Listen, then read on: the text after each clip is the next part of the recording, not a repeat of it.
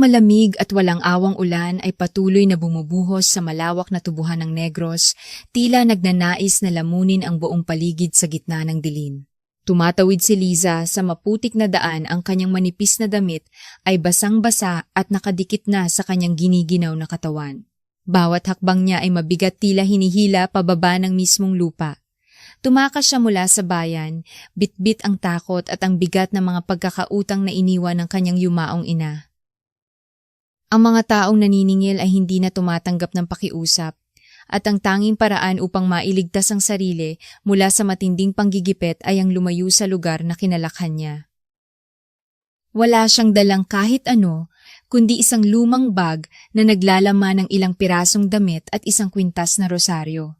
Nanlalabo na ang kanyang paningin dahil sa pinaghalong luha at ulan na nganinag siya ng isang malaking anino sa unahan. Isang mataas na tarangkahang bakal ang bumungad sa kanya na may nakaukit na letrang V sa gitna. Sa likod nito ay isang malaking mansyon na bahagyang naiilawan ng mga poste sa paligid, nakatayo ng matibay laban sa malakas na bagyo. Ito ang Hacienda del Victor. Nanghihina napakapit si Liza sa malamig na bakal ng tarangkahan.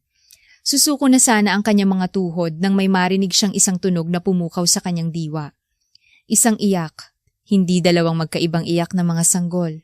Ang tunog ay matinis, puno ng pagkadesperado, at tila hinihiwa ang malamig na hangin ng gabi. Kahit na pagod at naghihingalo ang sariling katawan, hindi mapigilan ni Liza na sundan ang pinagmumula ng tinig. Nakita niyang hindi nakakandado ang maliit na pinto sa gilid ng malaking tarangkahan. Itinulak niya ito. Ang mabigat na bakal ay dahan-dahang bumukas ng may matinis na tunog na umalingaw-ngaw sa paligid. Humakbang siya papasok, nagtatago sa anino ng malalaking puno ng mangga hanggang sa marating niya ang malawak na balkonahe ng mansyon. Doon nakita niya ang isang eksenang hindi niya inasahan. Isang matangkad at malapad na lalaki ang naglalakad ng paro at parito sa balkonahe. Siya si Victor, ang kilalang may-ari ng asyenda, ngunit sa pagkakataong iyon, wala siyang bakas ng kapangyarihan o yaman. Ang kanyang buhok ay magulo, ang kanyang polo ay gusot, at may mantsa ng gatas, at ang kanyang mukha ay nababalot ng matinding pagod at kawalan ng pag-asa. Sa kanyang dalawang braso ay karga niya ang dalawang sanggol na walang tigil sa pag-iyak. Na tila ba ang buong mundo ay gumuho na para sa kanila. Mula sa kinatatayuan niya, ramdam ni Liza ang bigat ng pasa ng lalaking ito. Nakikita niya ang panginginig ng mga braso ni Victor habang sinusubukan itong aluin ang kambal, ngunit mas lalo lamang lumalakas ang kanilang pag-iyak. Parang isang taong nalulunod si Victor, humihingi ng tulong ngunit walang tinig na lumalabas sa kanyang bibig. Nakalimutan ni Liza ang sariling lamig at takot. Ang kanyang likas na pagmamalasakit bilang isang babaeng lumaki sa pag-aalaga ng mga nakababatang kapatid ay biglang nanaig. Humakbang siya paakyat sa hagdan ng balkonahe, ang kanyang basang sapatos ay lumikha ng mahinang lagitgit sa sahig na gawa sa kahoy. Napaigtad si Victor at mabilis na lumingon. Ang kanyang mga mata na puno ng puyat at hinagpis ay nanlaki nang makita ang isang babaeng basang-basa na nakatayo sa kanyang harapan. Bumakas ang pagkabigla at pagdepensa sa kanyang mukha. Malakas at may bahid ng galit ang kanyang tinig nang magsalita ito, tinatanong kung sino siya at paano siya nakapasok. Napalunok si Liza, ngunit pinanatili niyang mahinahon ang kanyang mga mata. Sinabi niya sa malambot na boses na siya ay humihingi lamang sana ng masisilungan mula sa bagyo, ngunit narinig niya ang pag-iyak ng mga bata. Bumuntong hininga ng malalim si Victor, bakas ang labis na inis sa sitwasyon. Mariin niyang sinabi na wala siyang panahong tumulong sa mga estranghero, lalo na sa gitna ng gabi. Sinabihan niya si Liza na umalis na bago pa man niya tawagin ang mga bantay ng asyenda. Habang nagsasalita ito, ang isa sa mga sanggol, ang batang lalaki na nagngangalang Zion, ay nagpumiglas at umiyak nang mas malakas, halos maubusan na ng hininga. Nakita ni Liza kung paano nanigas ang buong katawan ni Victor dahil sa matinding tensyon. Ang lalaking ito ay nasa bingit na ng pagbagsak. Hindi umalis si Liza. Sa halip, humakbang siya palapit mabagal, ngunit may kasiguruhan na parang lumalapit sa isang sugatang hayop na maaaring mangagat anumang oras. Mahinahon niyang ipinaliwanag na nararamdaman ng mga sanggol ang tensyon sa katawan ng lalaki. Kapag daw galit o natataranta ang may hawak sa kanila, mas lalo silang mababalisa. Napakunot ang noo ni Victor, tila hindi makapaniwala sa tapang ng babaeng nasa harapan niya, ngunit ang pagod sa kanyang mga mata ay hindi nagsisinungaling. Unti-unting ibinaba ni Victor ang kanyang depensa nang makita ang sinseridad sa mukha ng estranghero. Walang pag-aalinlangang iniangat ni Liza ang kanyang mga kamay. Hiniling niya nang may buong paggalang na hayaan siyang hawakan ang isa sa mga sanggol. May dumaang pag-aalinlangan sa mga mata ng lalaki. Subalit dahil sa kawalan ng tulog at sa patuloy na pag-iyak ni Zoe ang batang babae, dahan-dahan niyang inilipat ang bata sa mga bisig ni Liza. Kahit nanginginig pa sa lamig, sinalo ni Liza ang maliit na katawan ni Zoe nang may buong pag-iingat. Inayos niya ang pagkakahiga ng sanggol, idinikit ang maliit na ulo nito sa bandang kaliwa ng kanyang dibdib, kung saan maririnig nito ang tibok ng kanyang puso. Nagsimula siyang umugoy ng banayad, isang ritmo na kasing bagal ng isang tahimik na alon. Ipinikit ni Liza ang kanyang mga mata at nagsimulang humuni ng isang lumang uyayi na madalas awitin ng kanyang ina noong siya ay bata pa. Isang himig na nagdadala ng kapayapaan. Sa loob lamang ng ilang sandali, tila may mahikang nangyari. Ang matinis na pag-iyak ni Zoe ay unti-unting humina, naging maliliit na hikbi hanggang sa tuluyan itong kumalma. Naglabas ng isang mahabang buntong hininga ang sanggol at dahan-dahang ipinikit ang mga mata mahimbing na nakasandal sa dibdib ni Liza. Natigilan si Victor. Bahagyang nakaawang ang kanyang mga labi habang pinapanood ang eksena. Araw at gabi siyang nakikipaglaban upang patahanin ang mga bata simula nang mawala ang kanyang asawa, ngunit heto ang isang estranghero, pinatahan ang kanyang anak sa pamamagitan lamang ng ilang mahinhing haplos. Biglang nanlambot ang mga tuhod ni Victor. Ang pader ng pagmamalaki at lakas na kanyang itinayo ay tuluyan ng gumuho dahil sa labis na kapaguran. Napasandal siya sa haligi ng balkonahe, dahan-dahang napadausdos pababa hanggang sa mapaupo sa malamig na sahig, hawak pa rin ang umiiyak na si Zion. Ang kanyang mga mata ay nanlabo, hindi na makayanan ang bigat ng pisikal at emosyonal na pasanin. Lumuhod si Liza sa kanyang harapan, maingat na inalalayan ang natutulog na si Zoe sa isang braso, habang ang isa niyang kamay ay dahan-dahang inabot si Zion upang aluin. Ang mga mata ni Liza ay nagtagpo sa mga mata ni Victor. Nakita niya ang isang lalaking mayaman, makapangyarihan, ngunit nawasak ng pangungulila at responsibilidad. At nakita naman ni Victor ang isang babaeng walang-wala, basang-basa sa ulan. Ngunit may dalang kakaibang liwanag na nagbigay ng katahimikan sa kanyang magulong mundo. Huminga ng malalim si Liza at sinambit ang mga salitang magpapabago sa landas ng kanilang dalawang buhay. Sa isang tinig na mas malinaw pa sa patak ng ulan, nagmakaawa siya, nabigyan siya ng pagkakataong manatili. Sinabi niyang wala siyang hinihinging kapalit kundi isang ligtas na masisilungan. Tumingin siya sa dalawang anghel na ngayon ay tahimik na sa kanyang presensya at bumaling muli sa pagod na mukha ni Victor. Sinabi niyang nakikita niya ang paghihirap ng lalaki at nangako siyang kung hahayaan siya nitong manatili, siya ang magiging mga kamay nito upang alagaan ang mga bata. Nabalot ng katahimikan ng balkonahe, tanging ang bagsak ng ulan sa bubong lamang ang naririnig. Tinitigan ni Victor si Liza nang matagal, sinusukat ang bigat at katapatan sa mga mata ng babae habang ang hangin ng bagyo ay patuloy na umiihip sa nakabukas na tarangkahan. Ang unang sinag ng araw ay dahan-dahang sumilip sa maliit na bintana ng silid na ipinagamit kay Liza. Kakaiba ang katahimikan ng umaga kumpara sa unos na sumubok sa kanyang katatagan kagabi. Bumangon siya, dama pa rin ang kaunting kirot sa mga binti mula sa malayong pagtakas, ngunit ang kanyang determinasyon ay mas matibay pa sa haligi ng asyenda. Mayroon siyang utang na loob kay Victor na pumayag siyang masilungan. Ngayon, kailangan niyang patunayan na hindi siya isang pabigat, kundi isang lunas sa magulong tahanang ito. Paglabas niya ng silid, bumungad sa kanya ang kalunos-lunos na estado ng mansyon. Sa liwanag ng araw, mas malinaw ang mga palatandaan ng isang bahay na nawala ng ina. May mga nagkalat na bote ng gatas sa ibabaw ng mamahaling mesa, mga ginamit na tuwalya sa mga silya, at makapal na alikabok na namuo sa mga nakasabit na palamuti.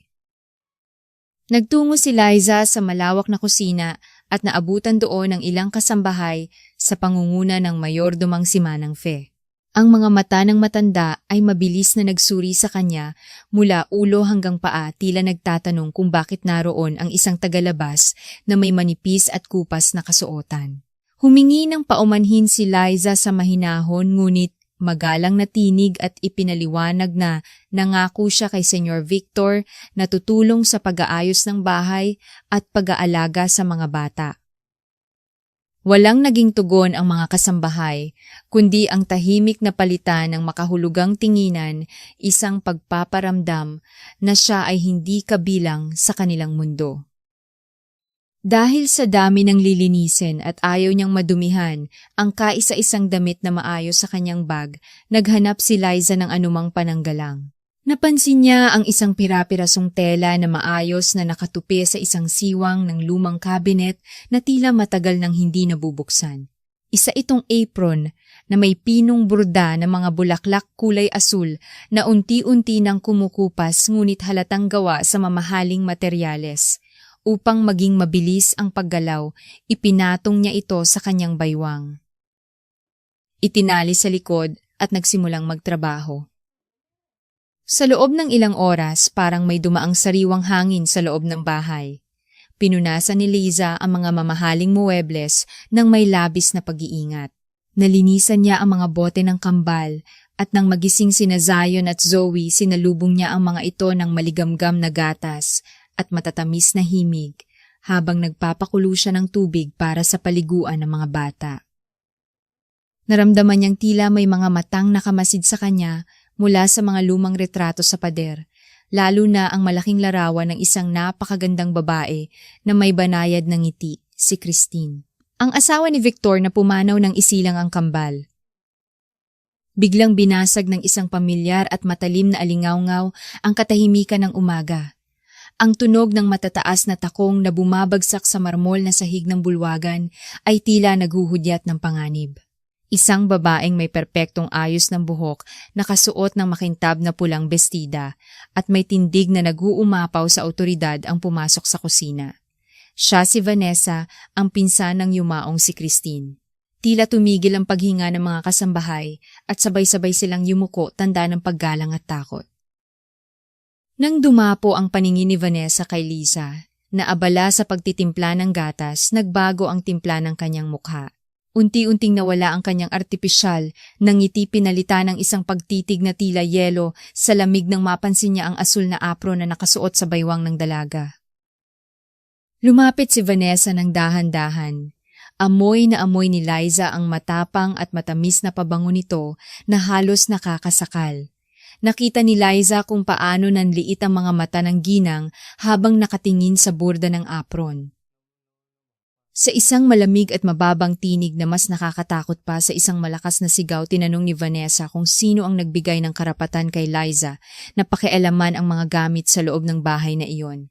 Napalunok si Liza, pilit na ipinapaliwanag na nakita lamang niya ang tela at ginamit pansamantala upang hindi madumihan ang kanyang sariling damit habang naglilinis.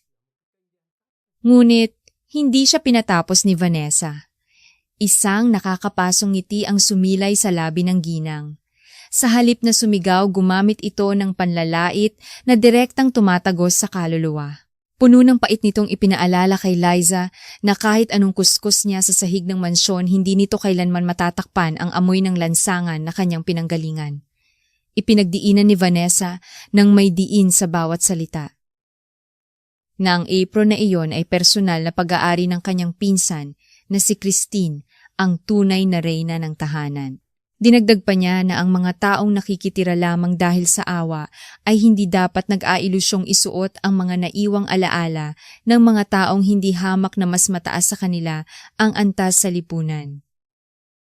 Parang binuhusan ng malamig na tubig si Liza. Namula ang buong mukha niya at naramdaman niya ang labis na hiya lalo na't nakikinig lamang ang ibang mga tagasilbi na may palihim na mga ngiti. Ito ang uri ng sakit na hindi nagdurugo ngunit sumisira ng dangal. Nanginginig ang kanyang mga kamay habang maingat niyang kinakalag ang tali sa kanyang likuran. Yumuko siya, nilulunok ang kanyang natitirang pagmamalaki. Alam niya sa kanyang puso na hindi siya maaaring lumaban. Ang kanyang pananatili sa asyenda, ang kanyang kaligtasan mula sa mga naghahanap sa kanya sa labas, at ang dalawang sanggol na umaasa ngayon sa kanyang alaga ay nakasalalay sa kanyang pagtitiis.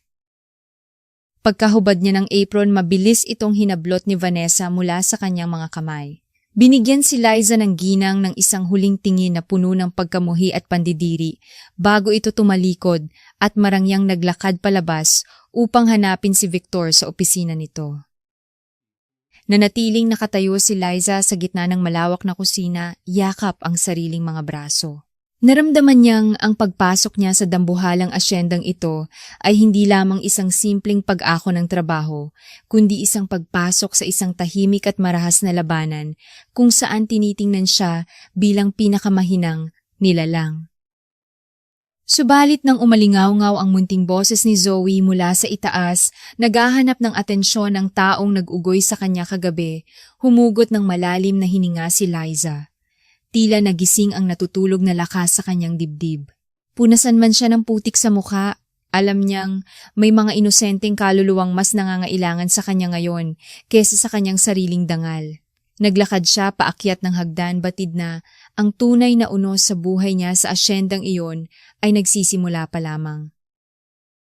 Ang maalinsangang hangin ng Negros ay nagdadala ng amoy ng matamis na tubo at tuyong lupa sa bawat pag-ihip nito patungo sa malawak na asyenda. Lumipas ang ilang linggo mula nang tumapak si Liza sa mansyon, at bawat araw ay tila isang paligsahan ng pagtitiis. Kahit na nabigyan siya ng formal na tungkulin bilang tagapag-alaga ng kambal, hindi natapos ang tahimik na digmaan sa pagitan niya at ni Vanessa. Sa bawat pagkakataon, pilit na ipinaparamdam ng ginang ang agwat ng kanilang katayuan. Minsan ay sinasadya nitong ibagsak ang mga maruruming damit malapit kay Lisa habang nagpapakain ito ng mga bata o kaya na may magbibitaw ng mga matatalim na puna tungkol sa paraan ng kanyang pag-aalaga. Sinubukan pa nga minsan ni Vanessa na kargahin si Zion sa harap ng mga bisita upang magpabida, ngunit sa sandaling mahiwalay ang bata sa yakap ni Liza. Isang matinis na pag-iyak ang pinakawalan nito na nagpahiya sa ginang. Tahimik na binabawi ni Liza ang bata, isang pagkilos na lalong nagpaalab sa inis ng pinsan ng yumaong asyumor. Ngunit para kay Liza, hindi mahalaga ang mga pasaring. Ang kanyang buong atensyon at kaluluwa ay nakatuon na kina Zion at Zoe. Sa mga inosenteng sanggol na ito niya ibinuhos ang lahat ng pagmamahal na matagal na niyang ibinaon dahil sa pait ng sariling kapalaran. Isang hapon nang ang araw ay nagsisimula ng bumaba at nagiiwan ng ginintuang liwanag na tumatagos sa mga sanga ng puno ng acacia, inilatag ni Liza ang isang malinis at makapal na sapin sa damuhan ng malawak na hardin. Ang paligid ay payapa, tanging ang dahan-dahang paghampas ng hangin sa mga dahon lamang ang nagbibigay ng himig sa paligid. Inihiga niya ang kambal sa sapin. Umupo si Liza sa harap ng dalawang bata, pinagmamasdan ang maliliit at inosente nilang mga mukha. Bagamat maayos na ang kanilang pagtulog at pagkain, kapansin-pansin pa rin ang kawalan ng sigla sa mga mata ng kambal, marahil ay dala ng malalim na kalungkutan na namuo sa tahanang iyon mula nang sila ay isilang. Nais ni Liza na baguhin ito. Nais niyang bigyan ng kulay ang kanilang mundo. Nagsimula siyang gumawa ng mga nakakatawang ekspresyon sa kanyang mukha. Tinakpan niya ang kanyang mga mata gamit ang kanyang mga palad at pagkatapos ay bigla itong idinilat ng malaki kasabay ng isang masiglang bati. Sa unang pagkakataon, tanging blangkong tingin lamang ang isinukli ni Zion habang si Zoe ay tila naguguluhan. Hindi sumuko si Liza. Ipinagpatuloy niya ang kanyang laro, binago ang tono ng kanyang boses upang maging malambing at pabago-bago habang dahan-dahang kinikiliti ang maliliit na paa ni Zion at ang leeg ni Zoe. Ibinuhos niya ang kanyang buong sigla na kalimutan, nang pansamantala ang kanyang mga utang, ang mga mapanghusgang mata ni Vanessa at ang katotohanang siya ay isang hamak na tagasilbi lamang sa malaking bahay na iyon. Habang abala si Liza sa pagpapasaya sa kambal mula sa di kalayuan, ay tahimik na naglalakad si Victor pabalik galing sa plantasyon. Ang kanyang mga balikat ay mabigat sa pagod, at ang kanyang isip ay puno ng mga problema tungkol sa produksyon ng asukal. Subalit bago pa man siya makapasok sa pangunahing pinto ng mansyon, may isang kakaibang tunog na pumigil sa kanyang mga hakbang. Isang tunog na matagal na niyang hindi naririnig, isang tunog na inaakala niyang tuluyan ng nilisan ang kanyang tahanan kasama ng pagpanaw ng kanyang asawa. Otomatikong humarap si Victor patungo sa direksyon ng hardin. Mula sa kanyang kinatatayuan sa ilalim ng arko, ng mga gumamela nakita niya ang isang eksenang nagpatigil sa pag-ikot ng kanyang mundo. Nasa gitna ng ginintuang sinag ng araw si Liza. Nakaluhod siya sa damuhan at mula sa manipis ngunit matapat niyang mga labi ay lumalabas ang matatamis na salita para sa mga bata. At pagkatapos nangyari ang himala, isang malutong dalisay at walang kasing gandang halakhak ang kumawala mula sa maliit na bibig ni Zion. Tila ba nakakahawa sumunod din si Zoe sa pag-ilap ng isang inosenteng tawa ikinakampay ang maliliit nitong mga braso ng may matinding katuwaan. Ang tawa ng kambal ay nagpalaya sa namumuong anino ng kalungkutan na matagal nang nakabalot sa mansyon. Napatakip si Liza sa kanyang sariling bibig, hindi makapaniwala sa narinig.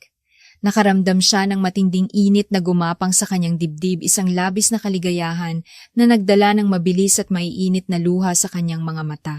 Sa wakas, ang mga batang sanay lamang sa pag-iyak ay marunong na ring ngumiti nang iangat ni Liza ang kanyang paningin upang punasan ang kanyang mga luha, biglang nagtama ang kanilang mga mata ni Victor. Natigilan si Liza. Ang lalaking kilala sa pagiging seryoso at malamig ay nakatayo doon, hindi gumagalaw at nakatitig sa kanya. Sa pagkakataong ito, walang bahid ng pagiging mag-amo sa kanilang mga paningin. Ang nakita ni Liza sa mga mata ni Victor ay hindi pag-uutos o autoridad, kundi isang masidhing pagkamangha at isang malalim at tahimik na pasasalamat. Ang tingin ni Victor ay tumagos sa kanyang pagkatao, tila ba sa sandaling iyon ay nakita ng lalaki ang kanyang tunay na halaga. Ramdam ni Liza ang mabilis na pagkabog ng kanyang puso. Ito ang unang pagkakataon na may tumingin sa kanya ng may ganoong klaseng pagpapahalaga na parang siya ang nagbigay ng buhay sa isang tuyong disyerto. Unti-unting lumambot ang matigas na ekspresyon sa mukha ni Victor. Kahit walang salitang lumabas sa bibig ng lalaki, alam ni Liza na mula sa araw na iyon may isang matibay na pader sa pagitan nila ang tuluyan ng gumuho. Subalit sa likod ng magandang tagpong ito, alam ni Liza na ang usbong ng isang damdaming hindi dapat nararamdaman ng isang katulong para sa kanyang amo ay lubhang mapanganib. Lalo na nang marinig niya mula sa tarangkahan ang papalapit na dagundong ng makina ng isang mamahaling sasakyan, pahiwatig na ang pinakamalaking unos sa kanyang pananatili sa asyenda ay kasalukuyan ng dumadating. Ang paghinto ng makina ng marangyang itim na sasakyan sa harap ng mansyon ay tila naghudyat ng pagpigil ng hininga ng buong asyenda. Mula sa bintana ng kusina, tanaw ni Liza ang mabilis na pagkilos ng mga tauhan. Binuksan ng tsuper ang pinto at inilabas ang isang silyang degulong bago dahan-dahang inalalaya ng isang matandang babae pababa. Siya si Doña Margarita, ang ina ng yumaong si Christine. Kahit na nakaupo, hindi maitatago ang tigas ng kanyang tindig at ang lamig ng kanyang tingin na tila kayang patigasin ang sinumang maglakas loob na sumalungat sa kanya. Ang buong araw ay naging isang walang tigil na paghahanda. Inutos ni Manang Fe na linisin ang bawat sulok na dinaanan na ng basahan. Alam ng lahat na ang pagbisita ng matandang Donya ay hindi kailanman nagdadala ng kapayapaan, kundi ng mahigpit na pagsisiyasat. Si Liza na karga si Zoe at inaakay si Zion ay nanatili sa mga anino ng pasilyo, umiiwas na makuha ang atensyon ng panauhin. Subalit nang dumating ang oras ng hapunan, hindi na niya maiwasang magpakita. Inutusan siya ni Victor na ihanda ang paboritong sabaw ng kambal at dalhin iyon sa hapagkainan upang makasama nila ang mga bata. Nang pumasok si Liza sa formal na silid-kainan, naramdaman niya ang matinding bigat ng hangin. Nakaupo sa kabisera si Doña Margarita, suot ang mga perlas na kumikinang sa ilalim ng malaking aranya. Sa tabi nito ay si Vanessa na may makahulugang ngiti sa labi, tila naghihintay sa isang napakagandang palabas na mangyayari. Nakaupo si Victor sa kabilang dulo, may pag-aalala sa kanyang mga mata habang sinusundan ang bawat galaw ni Lisa. Sa bawat hakbang niya palapit sa mesa, tila sinusukat ng matatanda at nanlilisik na mga mata ng Donya ang bawat pulgada ng kanyang pagkatao. Tiningnan ng matanda ang kanyang payak na kasuotan ng kanyang mga kamay na magaspang mula sa trabaho at ang paraan ng kanyang paghawak sa mangkok. Humugot ng malalim na hininga si Liza at dahan-dahang inilapag ang sabaw sa harap ng upuan ng mga bata malapit sa kinaroroonan ng Donya. Bago pa man niya maalis ang kanyang mga kamay, nagsalita ang matanda. Ang boses nito ay kalmado, matalim at walang bahid ng paggalang. Tinanong ni Doña Margarita si Victor kung iyon na ba ang uri ng mga taong pinapayagan nitong makihalubilo sa kanilang hapagkainan. Ipinunto niya na noong nabubuhay pa ang kanyang anak na si Christine, ang mga may amoy ng lupa at pawis ay nananatili lamang sa likod ng kusina at hindi kailanman nakakapasok sa formal na silid. Naramdaman ni Lisa ang pag-init ng kanyang mga pisngi. Ang mga salitang iyon ay parang mga maliliit na karayom na ibinaon ng malalim sa kanyang dangal. Nais niyang yumuko, humingi ng paumanhin at tumakbo pabalik sa kusina, ngunit pinigilan niya ang kanyang sarili. Hindi siya nagnakaw, hindi siya gumawa ng masama. Nagtatrabaho lamang siya ng marangal. Subukang ipaliwanag ni Victor ang sitwasyon. Sa kalmadong boses na may halong pagpipigil, sinabi niya sa kanyang biyena na si Liza ang personal na nag-aalaga sa mga bata at pinakiusapan niya itong sumabay sa kanila upang masiguro na makakain ng maayos ang kambal. Ngunit mas pinili ni Doña Margarita na huwag makinig. Tumingin ito ng direkta sa mga mata ni Liza. Sa halip na magsalita muli, dahan-dahang inangat ng matanda ang kanyang kamay at sinadya nitong sanggain ang gilid ng mangkok ng mainit na sabaw na kalalapag lamang ng dalaga. Isang basag na tunog ng porselana ang umalingaw-ngaw sa buong silid nang bumagsak ang mangkok sa sahig. Tumilapo ng mainit na sabaw at ang ilan sa mga ito ay tumama sa laylayan ng damit at sa sapatos ni Liza. Napatili ng mahina si Vanessa, kunwaring nagulat, ngunit ang kanyang mga mata ay nagniningning sa tuwa. Napatayo si Victor, malakas na tumama ang kanyang mga palad sa mesa at ang kanyang boses ay umalingaw-ngaw ng may matinding galit. Tinanong niya ang kanyang biyenan kung ano ang iniisip nitong ginagawa nito. Nanatiling kalmado si Doña Margarita, pinupunasan ang kanyang mga daliri gamit ang isang telang serbilyeta. Malamig nitong isinagot na ang pagkain ay tila may panlasa ng putik at hindi karapat-dapat ihain sa mga taong may mataas na antas. Ipinagdiinan niya na kahit anong bihis at pag-aayos ang gawin ng isang patay gutom, hinding-hindi nito maikukubli. Ang katotohanang ito ay ipinanganak upang maging alipin lamang. Nanikip ang dibdib ni Liza. Pakiramdam niya ay unti-unting dinudurog ang kanyang pagkatao sa harap ng lalaking unti-unti niyang natututunang igalang. At marahil higit pa doon, nakita niya ang awang bumalot sa mukha ni Victor, ngunit bago pa man ito makalapit sa kanya, yumuko na si Liza at mabilis na pinulot ang mga basag na porselana gamit ang kanyang nanginginig na mga kamay. Walang mga luha, ngunit ang kanyang paghinga ay mabilis at mabigat. Sa mga sandaling iyon, habang sinusugat ng isang maliit na basag na piraso ang kanyang daliri, may isang malinaw at pait na katotohanan ang tumimo sa kanyang isipan.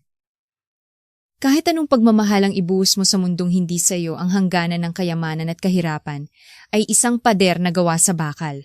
Minsan, ang pagiging mahirap ay hindi kasalanan, ngunit sa paningin ng mga taong nalulunod sa pera at kapangyarihan, ang sinseridad ng isang abang nilalang ay laging may presyo ng kawalang dangal at patuloy na pag-aalinlangan. Matapos ang insidente sa silid-kainan, Naging mas mabigat ang hangin na nalalanghap sa loob ng asyenda. Sa mga sumunod na araw, maagang umaalis si Victor papunta sa mga taniman at gabi na kung umuwi, tila pilit iniiwasan ang nakasasakal na presensya ng kanyang biyenan. Naiwan si Liza upang mag-isang harapin ng tahimik ngunit marahas na labanan laban kina Doña Margarita at Vanessa. Gabi-gabi tuwing nakakatulog na ang kambal, nakaupo si Liza sa gilid ng kanyang kama. Hinihimas ang maliliit na hiwa sa kanyang mga kamay, dulot ng paglilinis ng mga basag na pinggan noong gabing iyon. Pilit niyang pinalalakas ang kanyang loob. Ang bawat ngiti ni Zion at bawat paghawak ni Zoe sa kanyang daliri ang nagiging kalasag niya laban sa mga mapanlait na salita ng mga nakatataas. Asanga. Isang hapon habang nag-aayos si Liza ng mga bulaklak sa salas, hindi sinasadyang narinig niya ang usapan sa kalapit na pasilyo. Ang boses ni Vanessa, na ginawang kasing lamig ng ahas, ay malinaw na umabot sa kanyang mga tenga. Kinakausap nito ang matandang donya nagtatanim ng mga nakalalasong hinala. Ipinunto ni Vanessa na may kakaibang nangyayari kay Victor simula nang dumating ang tagapag-alaga. Ayon sa kanya, ang isang simpleng probinsyana na walang pinag-aralan ay hindi dapat mabilis na nakakuha ng ganoong tiwala mula sa isang maingat na negosyante. Sa isang mapanuksong boses, iminungkahi niya na marahil ay gumagamit si Liza ng mga kakaibang ritual o gayuma, hindi lamang para kontrolin ang isip ng mga bata, kundi pati na rin upang nakawin ang naiwang kayamanan ni Christine. Napahawak ng mahigpit si Liza sa tangkay ng rosas hanggang sa bumao ng isang tinik sa kanyang hinlalaki. Tumagas ang isang maliit na patak ng dugo, ngunit mas masakit ang paratang na kanyang narinig. Nakaramdam siya ng matinding pandidiri sa itim ng budhi ng ginang na walang ibang iniisip kundi ang manira ng kapwa. Hindi nagtagal matapos ang usapang iyon, naganap ang isang malaking pagtitipon ng pamilya para sa anibersaryo ng negosyo ng asyenda. Napuno ang salas ng mga kilalang tao mayayaman at makapangyarihang mga kaibigan ng pamilya mula pa sa ibang probinsya. Si Liza ay naatasang mag-asikaso sa mga bisita na kasuot ng malinis ngunit simpleng uniporme. Nang magsimulang mamigay ng mga inumin si Liza, nakita niya si Doña Margarita na nakaupo sa gitna ng sala pinapalibutan ng kanyang mga kaibigang ginang. Nang dumaan si Liza sa kanilang harapan, huminto ang usapan ng grupo. Sinadya ng matanda na tawagin ang kanyang atensyon. Sa harap ng lahat ng mga panauhing iniutos ng Donya na lumapit si Liza. Hawak ng matanda ang isang baso na naglalaman ng inuming may maraming yelo habang ang kanyang mga mata ay nagpapakita ng walang katumbas na panliliit. Nang makalapit si Liza, itinuloy ni Vanessa ang sinimulang eksena ng matanda. Malakas na sinabi ni Vanessa sa mga bisita na dapat silang mag-ingat sa mga taong pinapapasok nila sa kanilang mga tahanan, lalo na iyong mga nagkukunwaring mabait ngunit may layuning mang-agaw ng yaman na hindi kanila. Nanginig ang mga binti ni Liza, sa kahihiyan ramdam ang mga mapanghusgang tingin na tila mga pana na sabay-sabay na tumutusok sa kanyang balat. Alam niya kung ano ang tinutukoy ng mga ito. At mas alam niya ang konsepto ng hiya na labis na pinapahalagahan sa kanilang lipunan, ang pagpahiya sa isang tao sa harap ng publiko na mas masakit pa sa pisikal na pananakit. Bago pa man siya makapagsalita o makaalis, buong lakas na inihagis ni Doña Margarita ang laman ng baso ng direkta sa mukha ni Liza. Ang napakalamig na tubig kasama ang mga maliliit na yelo ay tumama ng matindi sa kanyang pisngi. Umagos ang malamig na likido sa kanyang mga mata, pababa sa kanyang ilong at leeg, hanggang sa mabasa ang harap ng kanyang uniforme. Napatigil ang musika at natahimik ang buong bulwagan. Ang tanging naririnig lamang ay ang mahihinang bulungan at ang patak ng tubig mula sa buhok ni Liza papunta sa sahig. Sa isang boses na kasing talas ng patalim idinagdag ni Doña Margarita na iyon ay upang magising si Liza sa katotohanan. Ipinagdiinan niya na ang mga maruruming kaluluwa ay kailangan ng malamig na tubig upang paalalahanan sila na kahit kailan ang isang putik ay hindi magiging ginto kahit nadikitan pa ito ng pinakamamahalagang bato. Sinasadyang insultuhin ng matanda ang dangal hindi lamang ni Liza kundi pati na rin ang memorya ng kanyang pamilyang naiwan sa utang. Nais ni Liza na isigaw na hindi siya magnanakaw, na wala siyang ginagawang masama. Nais niyang tumakbo palabas ng bahay at hindi na bumalik pa.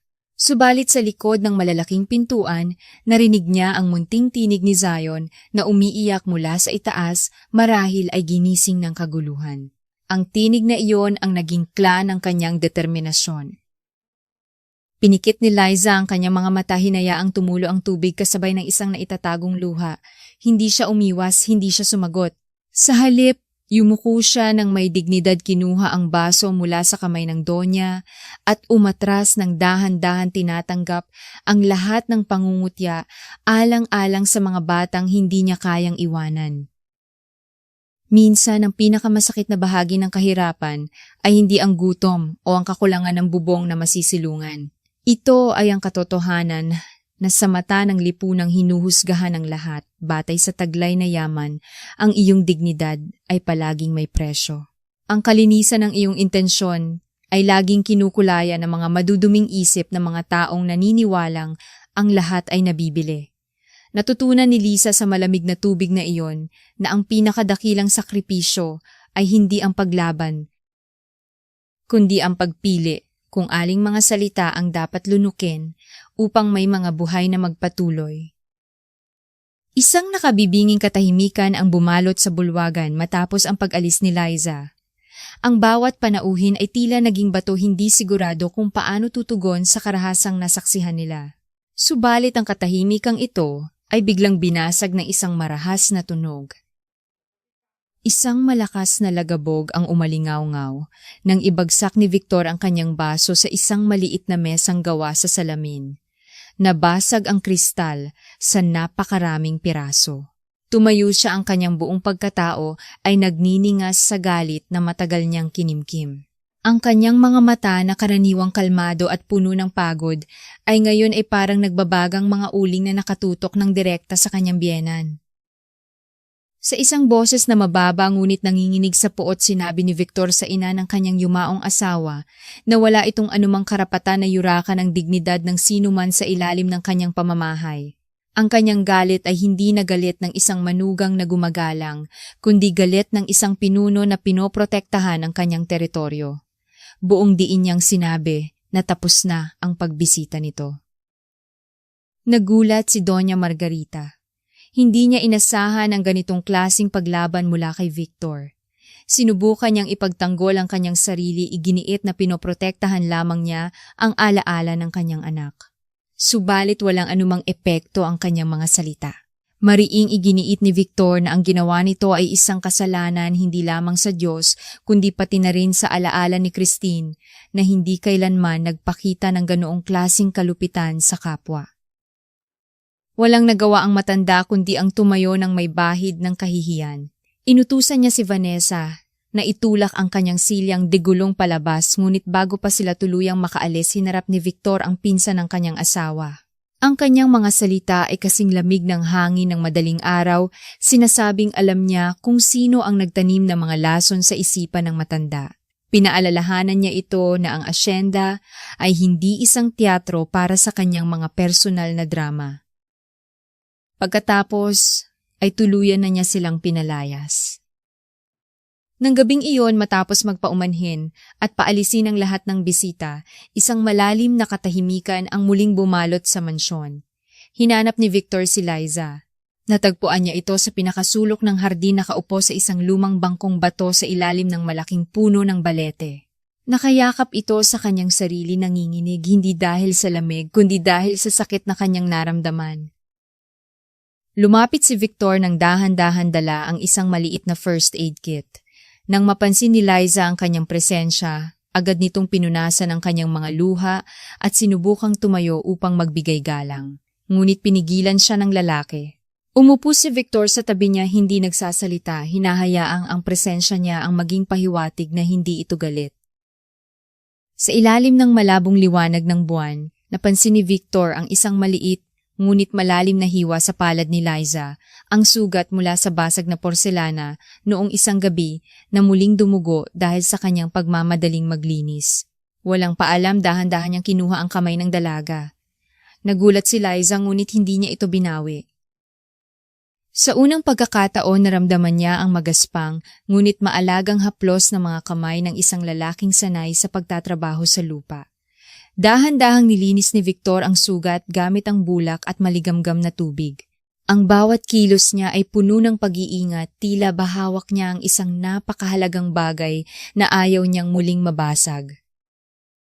Habang ginagamot ang kanyang sugat, hindi napigilan ni Liza na magsalita. Sa isang mahinang boses na halos pabulong humingi siya ng paumanhin kay Victor. Aniya hindi niya sinasadyang magdulot ng gulo sa kanyang pamilya. Sinabi niya na marahil ay mas mabuting umalis na lamang siya. Doon biglang huminto si Victor sa kanyang ginagawa. Itinaas niya ang kanyang tingin at sinalubong ang mga mata ni Liza na puno ng luha. Ang pader na matagal nang naghihiwalay sa kanila ay tuluyan ng gumuho.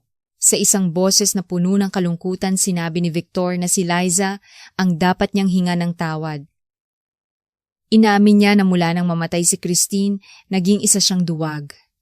Nagtago siya sa likod ng kanyang trabaho at hinayaan niyang kainin ang kalungkutan ng kanyang tahanan. Sinabi niya na si Liza, sa kabila ng pagiging estranghero, ang nag-iisang taong nagpakita ng tunay na tapang. Hindi lamang nito binuhay muli ang mga ngiti ng kanyang mga anak, kundi ipinaalala rin nito sa kanya kung ano ang tunay na kahulugan ng pagiging isang tahanan. Ibinahagi niya ang bigat na kanyang nararamdaman ng sakit ng pagkawala, ang takot na mag-isa at ang pakiramdam na siya ay isang bigo bilang isang ama. Dito sa ilalim ng madilim na kalangitan, ang makapangyarihang Don Victor ay nagpakita ng kanyang kahinaan, ng kanyang mga sugat na hindi nakikita ng mata. Hinawakan ni Liza ang kamay na gumagamot sa kanya. Sa isang kilos na puno ng sinseridad, sinabi niya kay Victor na hindi ito isang bigo. Sinabi niya na ang pag-amin sa sariling kahinaan ang pinakadakilang tanda ng kalakasan. Sa sandaling iyon, hindi na sila amo at utusan kundi dalawang kaluluwang nasugatan na naghahanap ng lunas sa isa't isa. Hindi na malaya ni Victor may isang luha na pumatak mula sa kanyang mata, ang unang luha na pinakawalan niya mula noong libing ng kanyang asawa. Pinunasan niya ito ng mabilis ngunit nakita ito ni Liza. Malayo sa kanilang kinauupuan, nakatago sa dilim sa likod ng bintana ng kusina, may isang figura na tahimik na nagmamasid. Si Vanessa. Ang kanyang mga mata ay nanlilisik sa galit at ang kanyang mga kuko ay bumaon ng mariin sa kanyang mga palad.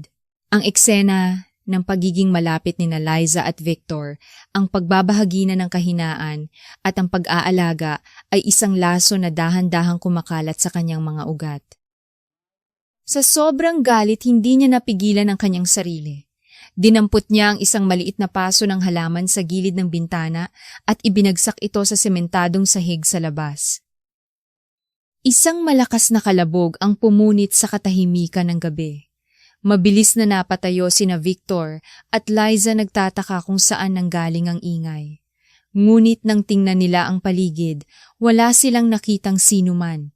Ang tanging naiwan lamang ay ang mga basag na paso at ang lupa na kumalat sa sahig, isang tahimik na babala ng isang mas malaking bagyo na nakatakdang dumating.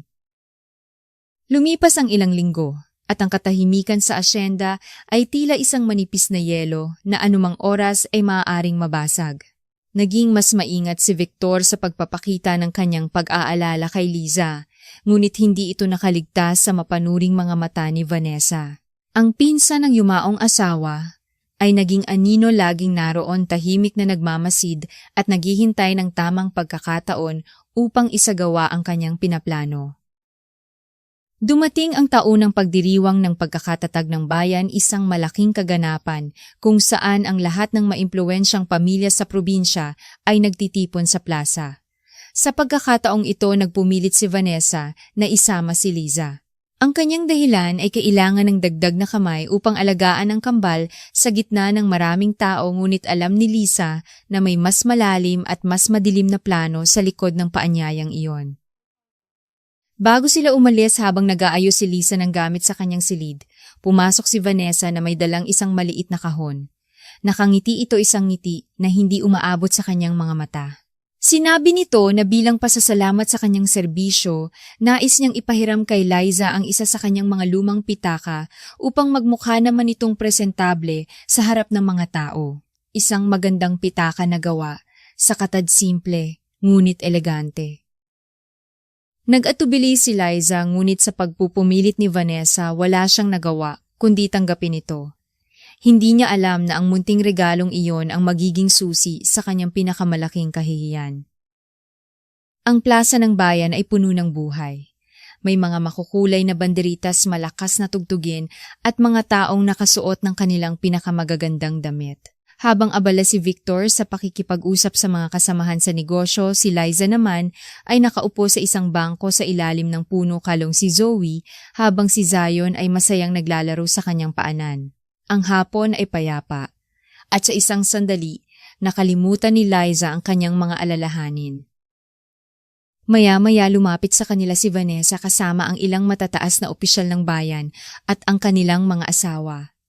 Puno ng pag-aalala ang kanyang boses nang ipahayag niya na may nawawala. Isang napakahalagang bagay daw, ang nawawala sa kanya ang singsing na diamante na ipinamana pa sa kanya ni Christine bago ito pumanaw. Nagsimula ang isang maliit na komosyon. Ang mga tao sa paligid ay nagsimulang magbulungan. Ang mukha ni Vanessa ay puno ng pagkukunwaring pag-aalala, ngunit ang kanyang mga mata ay diretsyong nakatutok kay Liza. Sa isang boses na sapat na lakas upang marinig ng lahat, sinabi ni Vanessa na ang huling pagkakataon na nakita niya ang singsing ay sa loob ng kanyang silid bago niya ipahiram ang kanyang lumang pitaka kay Liza. Nanigas si Liza sa kanyang kinauupuan. Ang lahat ng mga mata ay biglang napunta sa kanya. Nakita niya ang pagkalito, ang pagdududa at ang tahimik na paghuhusga sa mukha ng mga taong nakapaligid sa kanila. Ang konsepto ng hiya ay muling bumalik, mas matindi at mas nakakaparalisa.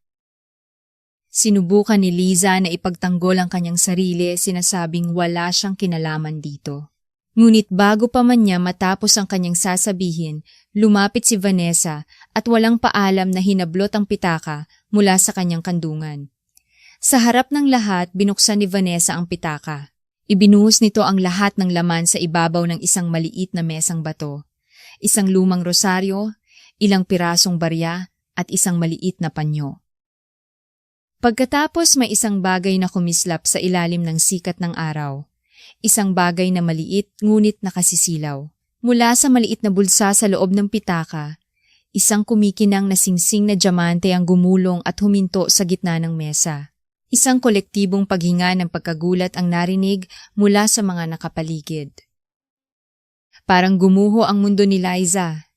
Ang kanyang puso ay tumibok ng napakabilis na halos hindi na siya makahinga. Tumingin siya sa paligid naghahanap ng isang mukha na maniniwala sa kanya, ngunit ang nakita lamang niya ay mga tingin ng pandidiri at pag-aakusa. Siya na ngayon sa mata ng lahat ang magnanakaw na tagapag-alaga. Bumaling siya kay Victor na kadarating lamang at nakita ang huling bahagi ng eksena. Ang mukha ng lalaki ay puno ng pagkalito at pagkabigla. Nais ni Lizang isigaw na hindi ito totoo, na ito ay isang patibong, ngunit walang salita na lumabas sa kanyang bibig. Ang kanyang dila ay tila na paralisa ng matinding kahihiyan. Niyakap niya ng mahigpit ang umiiyak na si Zoe, habang si Zion ay kumapit sa kanyang binti, ramdam ang takot ng babaeng itinuturing nitong ina. Sa sandaling iyon, habang ang mga bulungan ay unti-unting lumalakas at nagiging mga direktang akusasyon, naramdaman ni Liza na ang lahat ng kanyang pinaghirapan, ang tiwala ni Victor, ang pagmamahal ng mga bata at ang kanyang sariling dangal ay ninakaw sa kanya sa isang iglap lamang sa pamamagitan ng isang maliit kumikinang at napakasamang kasinungalingan.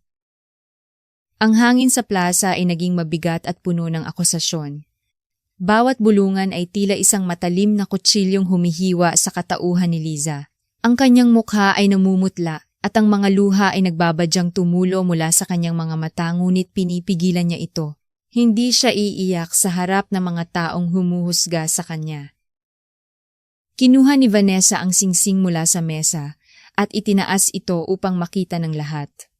Ang kanyang boses ay puno ng huwad na kalungkutan. Sinabi niya na hindi niya inaasahan na ang isang taong pinagkatiwalaan niya sa kanyang pamamahay ay may kakayahang gumawa ng ganoong klasing pagnanakaw. Ang bawat salita niya ay maingat na pinili upang lalong ibaon si Liza sa kahihiyan. Subalit sa gitna ng lahat ng kaguluhan, isang boses ang pumutol sa lahat. Hindi ito malakas ngunit puno ito ng awtoridad na nagpatigil sa bawat bulungan. Tumigil ka, Vanessa. Ang lahat ay napalingon kay Victor. Nakatayo siya sa tabi ni Liza. Ang kanyang mukha ay walang emosyon, ngunit ang kanyang mga mata ay matalim na nakatitig sa kanyang pinsan. Ang kanyang katahimikan ay hindi tanda ng pagdududa kay Liza, kundi tanda ng malalim na pag-iisip. Hindi niya pinansin ang mga taong nakapaligid. Sa halip, lumuhod siya sa harap ni Liza, na ngayon ay nanginginig habang yakap-yakap ang kambal. Dahan-dahan niyang kinuha ang kamay ng dalaga, isang kilos na nagpakita ng buong suporta sa harap ng lahat. Pagkatapos ay tumayo siya at hinarap muli si Vanessa. Kalmadong ngunit may diin tinanong ni Victor kung paano napunta ang singsing sa loob ng pitaka. Sinagot siya ni Vanessa na marahil ay palihim itong kinuha ni Liza habang naglilinis ito. Ngunit umiling si Victor. Imposible, sabi niya. Ang singsing na iyan ay laging nakatago sa loob ng isang maliit na kahon na nakakandado sa aking personal na safety deposit box. At ako lamang at si Christine noon ang nakakaalam ng kombinasyon. Natigilan si Vanessa. Biglang nagbago ang kulay ng kanyang mukha. Sinubukan niyang magdahilan, sinasabing marahil ay nakuha ni Victor ang singsing at ibinigay ito kay Liza bilang regalo. Ngumiti si Victor, isang ngiting mapait at puno ng pangunawa. Oo, kinuha ko nga ang singsing kaninang umaga, pag-amin niya, na lalong ikinagulat ng lahat, ngunit hindi upang ibigay sa kanya.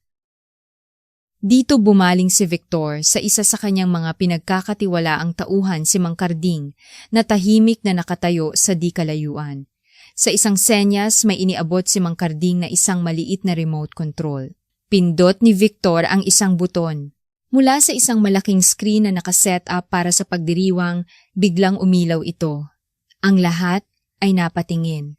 Ang ipinalabas ay hindi isang masayang pagbati kundi isang malinaw na video mula sa isang nakatagong security camera sa pasilyo ng mansyon. Ipinakita sa video si Vanessa maingat na naglalakad patungo sa silid ni Liza kaninang umaga. Nakita ng lahat kung paano niya dahan-dahang ipinasok ang kumikinang na singsing sa loob ng pitaka na kanyang ipapahiram. Isang malakas na paghinga ng pagkagulat ang narinig mula sa mga tao. Ang mga bulungan ng pag-aakusa ay biglang napalitan ng mga bulungan ng pagkagulat at pagkamuhi ngayon ay nakatutok na kay Vanessa. Ang mukha ni Vanessa ay naging kasing puti ng isang papel. Ang kanyang pagkukunwari ay tuluyan ng gumuho, inilalantad ang tunay niyang anyo na puno ng inggit at kasamaan. Dito ipinaliwanag ni Victor na matagal na siyang nagdududa sa mga ikinikilos ni Vanessa. Kaya't naglagay siya ng mga nakatagong kamera upang malaman ang katotohanan. Ang singsing ay isang pain na kanyang inihanda at si Vanessa ay nahulog ng diretsyo sa kanyang sariling bitag. Nawala sa sarili si Vanessa. Sa sobrang galit at kahihiyan, sumugod siya patungo kay Liza. Ang kanyang mukha ay parang isang mabangis na hayop.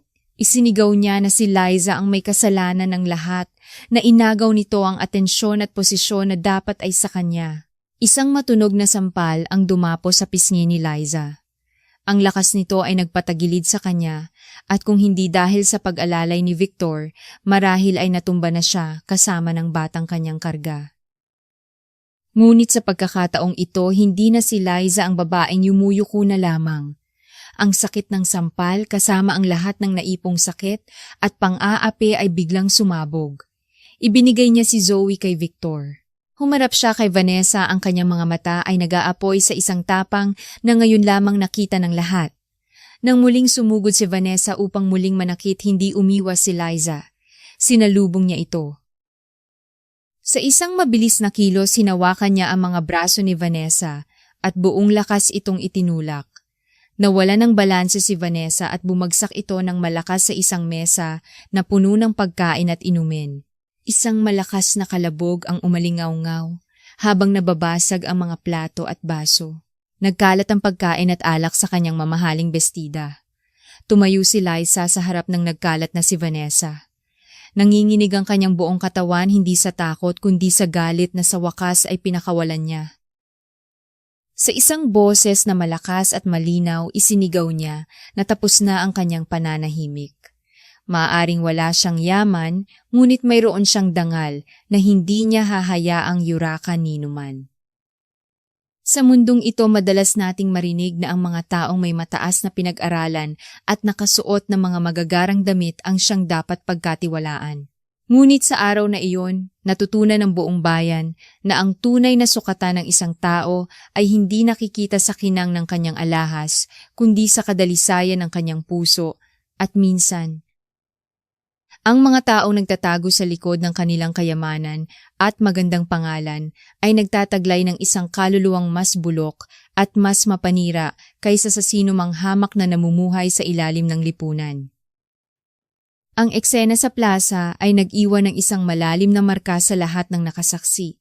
Si Vanessa basang-basa sa alak at puno ng kahihiyan ay mabilis na inalalayan ng kanyang mga alipores paalis sa lugar.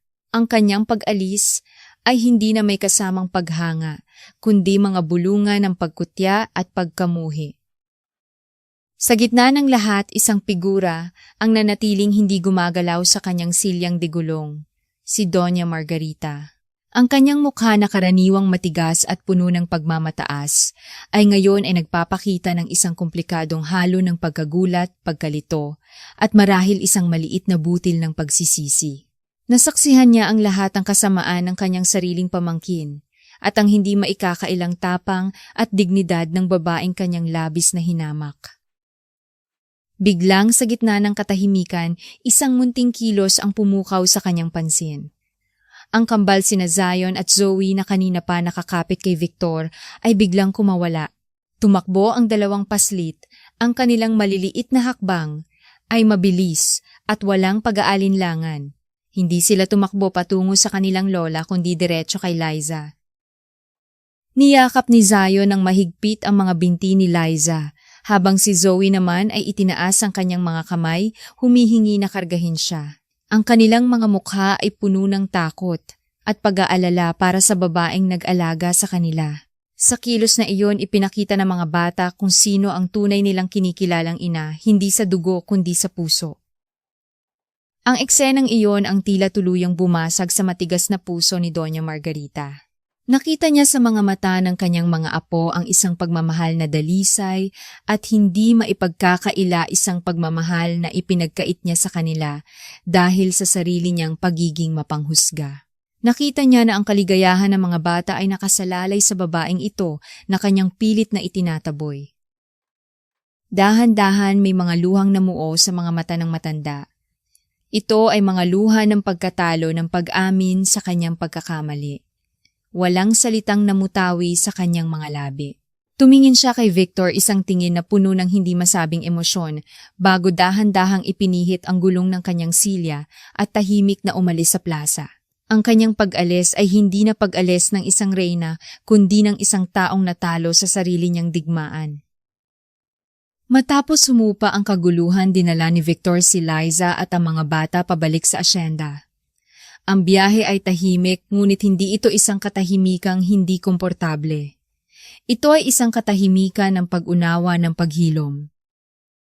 Nang makarating sila sa asyenda pagkatapos mapatulog ang mga bata, hinawakan ni Victor ang kamay ni Liza at dinala siya sa hardin sa ilalim ng malaki at matandang puno ng balete kung saan sila unang nagbahaginan ng kanilang mga sugat. Ang gabi ay payapa at ang mga bituin sa langit ay tila mga saksi sa kanilang sandali. Humarap si Victor kay Liza. Ang kanyang mga mata ay puno ng isang emosyon na matagal na niyang itinatago. Liza, sabi niya sa isang boses na malambing at puno ng sinseridad. Patawarin mo ko. Patawarin mo ko. Dahil hinayaan kong maranasan mo ang lahat ng yon. Mula ngayon, ipinapangako ko walang sino man ang muling mananakit sa'yo. Umiling si Liza, isang maliit na ngiti ang sumilay sa kanyang mga labi. Wala kang dapat ihingi ng tawad, Victor. Ipinagtanggol mo ako. Iyon lang ang mahalaga. Hindi sapat ang pagtatanggol lamang, sabi ni Victor. Mula sa kanyang bulsa may kinuha siyang isang maliit na kahon. Binuksan niya ito at sa loob sa ilalim ng liwanag ng buwan, isang simpleng singsing na pilak na may maliit na batong sapiro ang kumislap. Hindi ito ang singsing ni Christine paglilinaw ni Victor. Hindi ko layunin na palitan ang nakaraan o burahin ang kanyang alaala. Siya ay palaging magiging bahagi ng aking buhay ng mga bata. Huminga siya ng malalim. Ang singsing na ito ay bago. Ito ay para sa isang bagong simula. Ang simula natin. Lumuhod si Victor sa harap ni Liza, hawak ang kanyang kamay. Ang puso ni Liza ay tumibok ng napakabilis na parang gusto nang kumawala sa kanyang dibdib. Liza, sabi niya, ang kanyang boses ay nanginginig sa emosyon. Dumating ka sa buhay ko na parang isang bagyo, ngunit sa halip na manira nilinis mo ang lahat ng kalungkutan at binigyan mo ng bagong buhay ang aking tahanan. Hindi ko na kayang isipin ang isang umaga na hindi kita makikita o isang gabi na hindi ko maririnig ang iyong mga himig. Pakasalan mo ako, hindi bilang tagapag-alaga ng aking mga anak, kundi bilang aking asawa, aking katuwang ang ina ng ating pamilya. Ang mga luha na kanina pa pinipigilan ni Lisa ay tuluyan ng bumuhos. Ito ay mga luha ng kaligayahan ng pag-asa at ng pag-ibig na hindi niya inaasahang mararamdaman. Tumingin siya sa lalaking nakaluhod sa kanyang harapan, ang lalaking nakita ang kanyang halaga. Sa kabila ng kanyang kahirapan, ang lalaking ipinagtanggol ang kanyang dangal, ang lalaking handang magsimula ng bagong buhay kasama niya. Sa isang boses na basag ngunit puno ng katiyakan, sinabi niya ang salitang magbubuklod sa kanilang mga tadhana. Oo, papakasalan kita, Victor. Ang kanilang kasal ay hindi isang marangyang pagdiriwang na puno ng daan-daang bisita. Sa halip ito ay isang taimtim at pribadong seremonya na ginanap sa maliit at makasaysayang simbahan ng bayan sa ilalim ng mga makukulay na salaming bintana na naglalarawan ng mga kwento ng pananampalataya at pag-asa. Ang mga dumalo ay iilan lamang ang mga tapat na tauhan ng asyenda si Mang Carding at ang kanyang pamilya at ilang malalapit na kaibigan na naging saksi sa kanilang paglalakbay. Si Liza ay nakasuot ng isang simpleng bestidang kulay krema na nagpapatingkad sa natural niyang kagandahan. Walang mamahaling alahas, tanging ang singsing na sapiro lamang na kumikinang sa kanyang daliri at isang korona ng mga sariwang bulaklak ng sampagita sa kanyang buhok. Habang naglalakad siya sa pasilyo, hindi maialis ni Victor ang kanyang mga mata sa kanya. Sa paningin niya si Liza ang pinakamagandang babae sa buong mundo. Ang pinakatumatak na sandali sa seremonya ay ng oras na ng pagpapalitan ng mga panata. Humarap si Victor hindi lamang kay Liza, kundi pati na rin sa kambal na nakatayo sa kanilang tabi, suot ang maliliit na damit na pinasadya para sa okasyon. Nangako siya hindi lamang namamahalin at igagalang si Liza, kundi nabubuuin nila ang isang tahanan kung saan ang pagmamahal ay hindi nasusukat sa dugo kundi sa pag-aalaga at pag-unawa. Nang si Liza na ang magsasalita, lumuhod siya upang maging kapantay ng mga bata. Tumingin siya sa mga mata ni Zion at Zoe at sa isang boses na nanginginig sa matinding pagmamahal, nangako siya. Hindi man ako ang nagluwal sa inyo, sabi niya, ngunit mula sa araw na ito, sa harap ng Diyos, ipinapangako ko na ako ang magiging ina na mag-aalaga, magpoprotekta at mamahalin kayo ng walang hanggan. Isang kolektibong paghikbi ang narinig mula sa mga dumalo. Kahit ang pari ay hindi napigilang mapangiti nang may paghanga. Sa sandaling iyon, hindi lamang 2 tao ang ikinasal, kundi isang buong pamilya ang nabuo at binasbasan. Ang mga taon ay lumipas na parang isang banayad na agos ng ilog. Ang asyenda na dating nababalot ng kalungkutan ay napuno ng tunog ng tawanan at mga maliliit na yabag. Natutong tawagin ng kambal si Liza na mama, isang salitang kasing tamis ng pulot sa kanyang pandinig. Isang mainit na hapon, 2 taon matapos ang kanilang kasal, habang nakaupo sila sa beranda at pinapanood ang kambal na naghahabulan sa hardin, inilagay ni Liza ang kamay ni Victor sa kanyang tiyan. Tumingin siya sa kanyang asawa, ang kanyang mga mata ay nagniningning sa isang bagong liwanag. Walang salitang kailangan. Naintindihan agad ni Victor ang ibig sabihin nito. Isang bagong buhay ang nabubuo sa kanyang sinapupunan isang anak na bunga ng kanilang pagmamahalan. Isang simbolo ng kanilang bagong simula.